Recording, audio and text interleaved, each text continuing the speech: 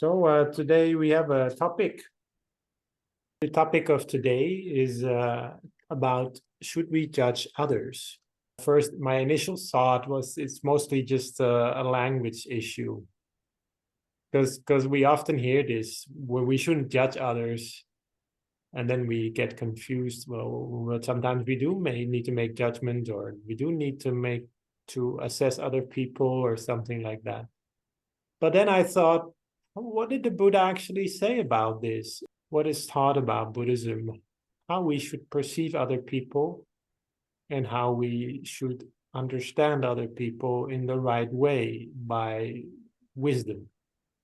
So before we start this, dive into this topic, it's important to note that we are all subject to bias. And when we are judging or looking at other people, we always come back to what Buddhism is about, which is dealing with our negative emotions and unrealistic perceptions, which we sometimes use the traditional word kilesa for. Kilesa meaning the defilements of the mind. And that sounds like a very strong word, but it's an important part of the teaching of Buddhism to know that there is a clarity of the mind that we can discover by gradually learning to unpeel, to peel off these defilements like greed, hatred, and delusion. There's also a sub-teaching of that in which the Buddha talks about bias.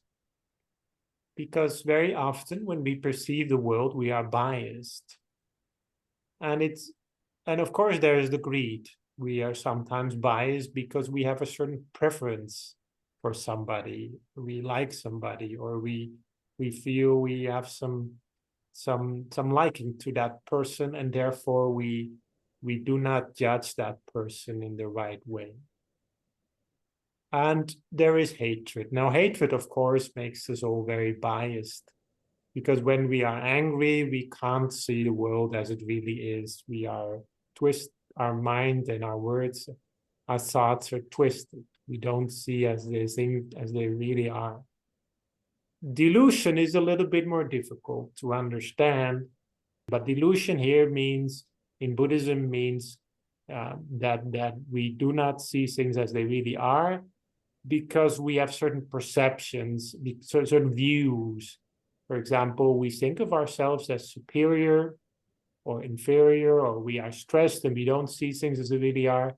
But in this case, when we talk about bias, it could also mean simply lack of knowledge. We don't have all the facts, and therefore we make the wrong decision. Our deputy abbot, Luang our deputy abbot in Thailand, he said that delusion, of all these four biases, delusion is most difficult to be aware of, because we simply are not aware when we are not aware. Delusion is the lack of information. Very often it's that. And when we are deluded, then we can't always know. It's really the nature of delusion, which makes it so dangerous that it kind of blinds us from seeing everything clearly. And there is fear. Fear sometimes is a very it's a very serious problem when we are biased through it.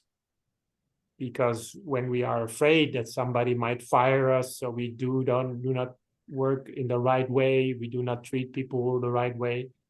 The Buddha, he said, you should always reflect on your actions, words, and thinking. This is the core of the spiritual life.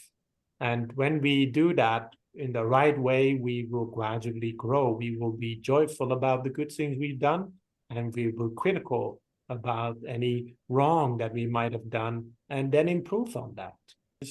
We have to learn also that it's very essential in Buddhism to look at ourselves, and to often do that, to look at ourselves in the mirror. As our abbot, he often said, never forget to teach the most important person to teach in the world, which is the person in the mirror. Then there is this other case that I think is an important part of this teaching for today. And he said to his attendant, who is the Venerable Ananda, he said, do not be judgmental regarding people. Do not pass judgment on people. Those who pass judgment on people harm themselves. I alone or one like me may pass judgment on people. So in other words, he recommended that if you are not enlightened yet, do not be too quick to judge.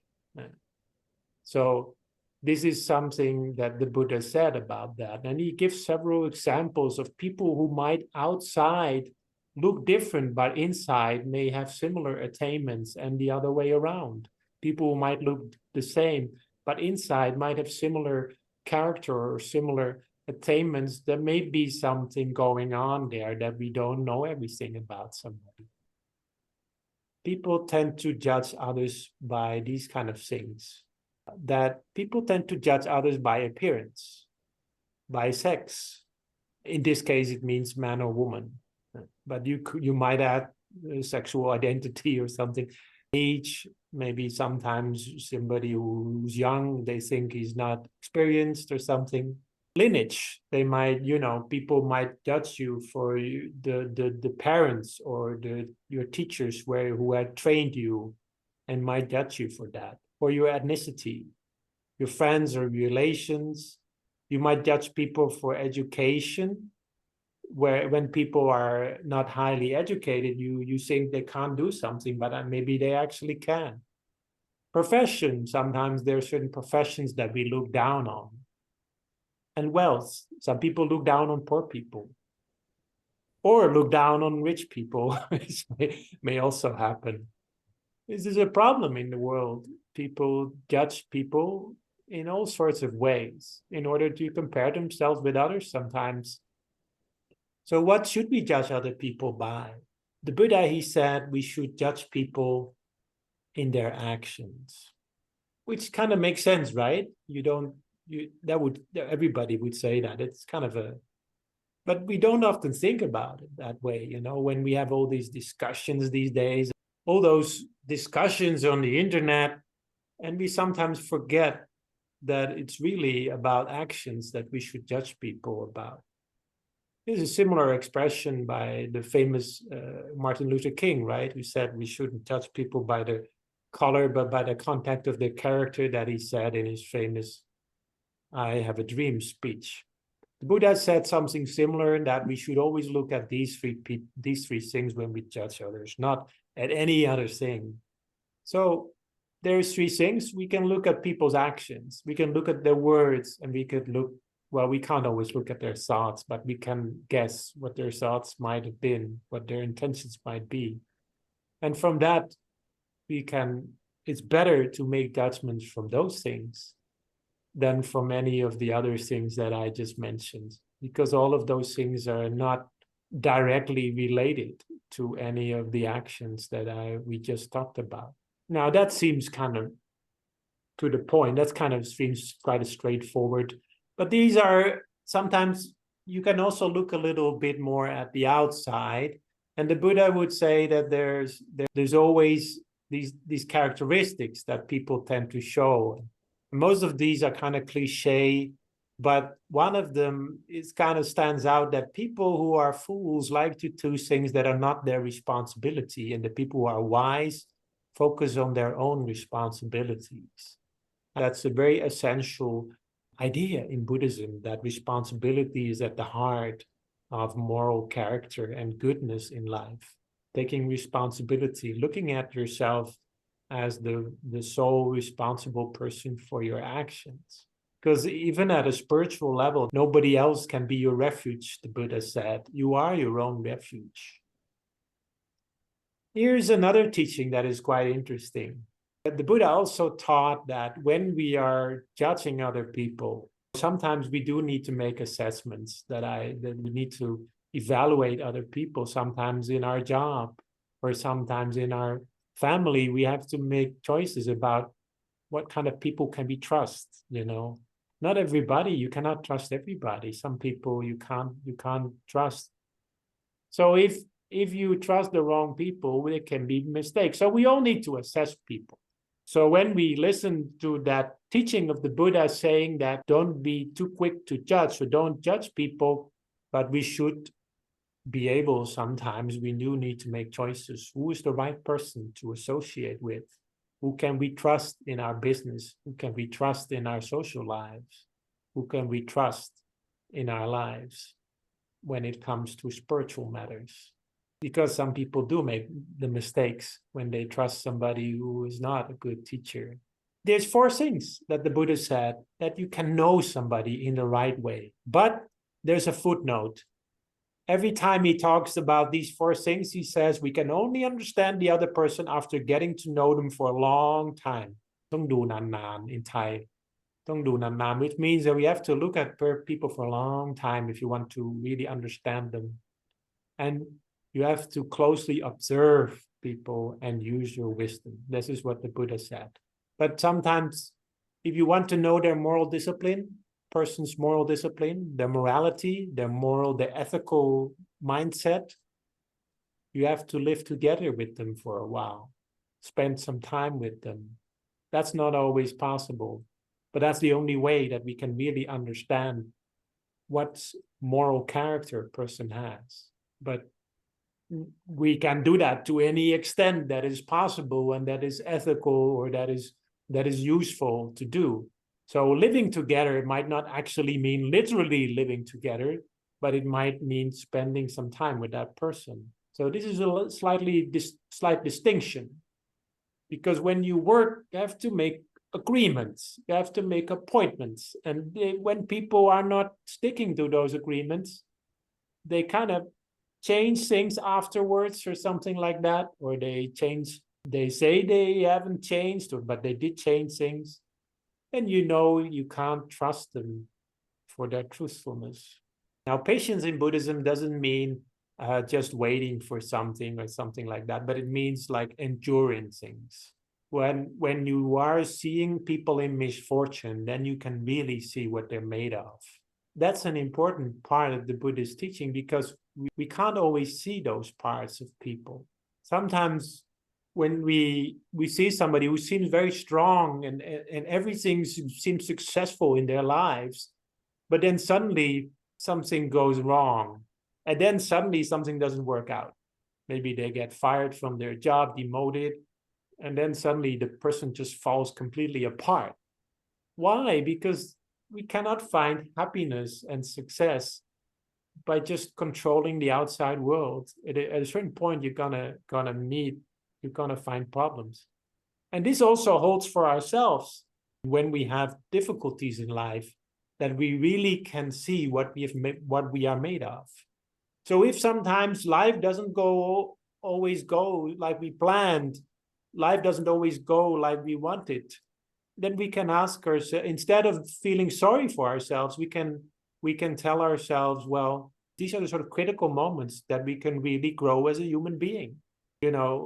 Try to see this as a challenge to our character, because this is where patience comes in. You can see people's patience in misfortune.